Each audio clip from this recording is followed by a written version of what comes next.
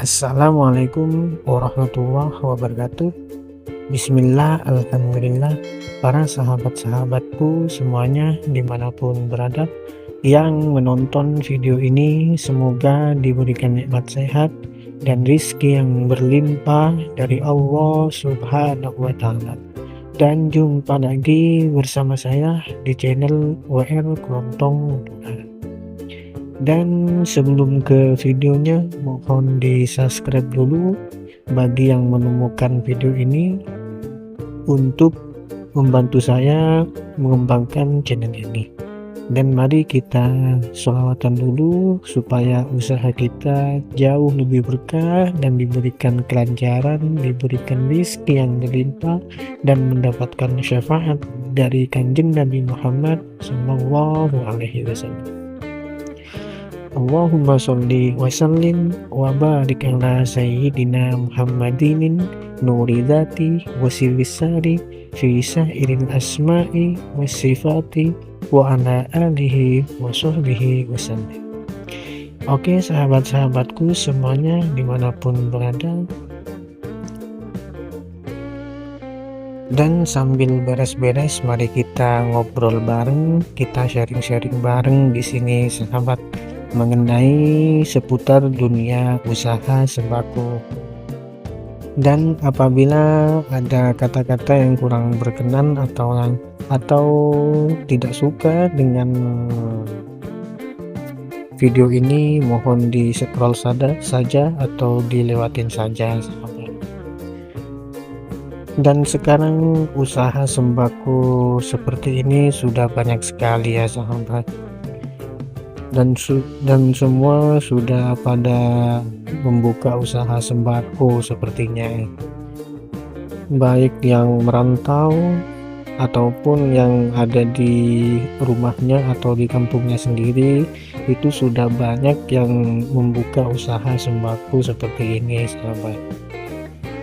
Karena memang kalau usaha sembako seperti ini tidak ada matinya sahabat, walaupun tahun bertahun dan sekalipun sudah banyak yang membuka usaha sembako seperti ini, tetapi orang-orang tetap ingin juga membuka usaha sembako seperti ini, karena memang barang-barang yang dijualnya itu adalah barang-barang fast moving sahabat, barang yang mana yang selalu dicari oleh masyarakat sekitar setiap hari, atau memang yang dibutuhkan orang-orang setiap hari, kan seperti itu. Dan warung sembako seperti ini jangan fokus kepada persembakoan saja sahabat, atau jangan fokus dengan satu produk saja yang dijual. Dan seperti misalnya ditambahin menjual lampu atau bolam, dan juga ditambahin dengan alat-alat tulis, dan juga dengan barang-barang yang di luar persembakoan sahabat, karena itu bisa menarik banyak orang sahabat. Dan ketika kita cuman fokus dengan persembakoan, maka warung kita akan sangat rugi karena hanya fokus dengan persembakoan saja. Dan dengan menjual barang-barang yang di luar persembakoan, itu juga bisa memudahkan atau bisa sekalian orang belanjanya. Misalnya seperti contoh, ada orang yang mau belanja beras atau belanja persembakoan di warung kita, dan ternyata di warung kita menyediakan barang-barang alat tulis atau lampu. Maka ketika orang bertanya di sini ada lampu, maka warung kita menyediakan, maka orang tersebut pasti akan belanja atau sekalian belanjanya seperti itu sahabat. Dan saya jamin warung Anda atau warung kita mudah diminati oleh banyak orang. Dan untuk membuka usaha sembako rumahan kecil-kecilan seperti ini, apa saja sih barang-barang yang harus ada saat pertama kali buka usaha sembako? Jadi begini sahabat, ketika kita misalnya punya modal 10 juta pengen membuka usaha sembako kecil-kecilan seperti ini, jadi yang harus dipersiapkan adalah tentu dengan modal dan juga barang-barang yang harus dipersiapkan. Dan ketika tempat usaha kita berdekatan dengan pemukiman warga atau berada di tengah-tengah perumahan atau rumah warga, maka tentu kita harus mempersiapkan barang-barang sembako seperti minyak, beras, dan juga gula pasir, tepung, dan juga barang-barang perkopian atau renceng-rencengan sahabat. Dan tidak perlu mengambil sebanyak-banyaknya dulu,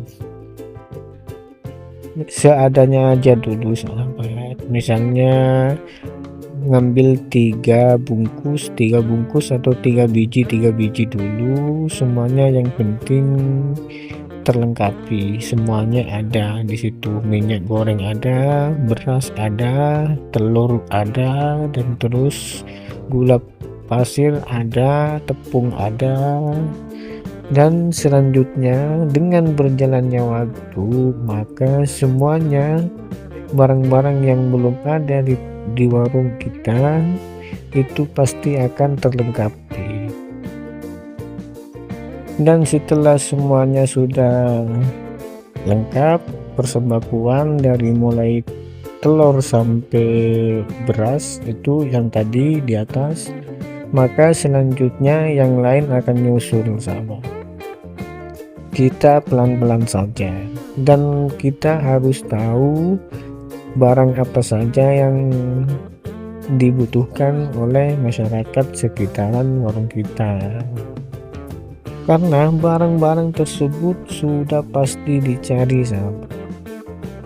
Dan asalkan sesuai dengan harganya, harga bersahabat di warung kita, tentu orang di sekitaran kita maka akan belanja ke warung kita.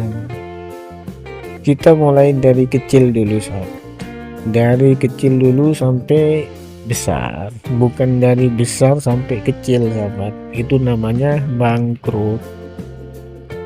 Dan jika di sekitaran warung kita itu banyak anak-anak, maka warung kita harus ditambahin dengan jajanan ciki-cikian.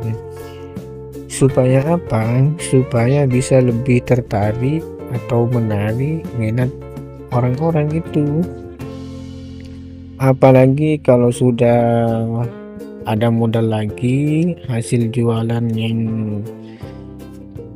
tadi yang kemarin itu misalnya ada lebih untuk belanja barang-barang yang lain, kita bisa tambahin menjual bensin seperti itu, atau barang-barang yang mungkin dicari oleh orang-orang, dan itu kan bisa disesuaikan nanti. Intinya kita jangan ngasal belanjanya, kan pasti nanti ketika warung kita itu sudah buka, pasti kan orang-orang pasti nyari ini, tanya ini, jual ini, kan gitu. Ketika warung kita tidak menyediakan barang yang dicari tersebut, maka kita usahakan besoknya kita belanjakan seperti itu. Kalau menyetop banyak-banyak atau kita langsung menyediakan di warung kita, ditakutkan barang tersebut itu kurang jalan atau kurang laku. Itu kalau menurut saya ya. Kan setiap usaha warung sembako seperti ini kan pasti berbeda-beda pemikiran saya. Tapi kalau pemikiran saya seperti itu, harus nunggu orang tanya dulu, terus besoknya kita belanjain, seperti itu. Mungkin cukup dulu video dari saya, kurang lebihnya mohon maaf dan semoga bermanfaat. Dan akhirnya dari saya akhiri. Wassalamualaikum warahmatullahi wabarakatuh.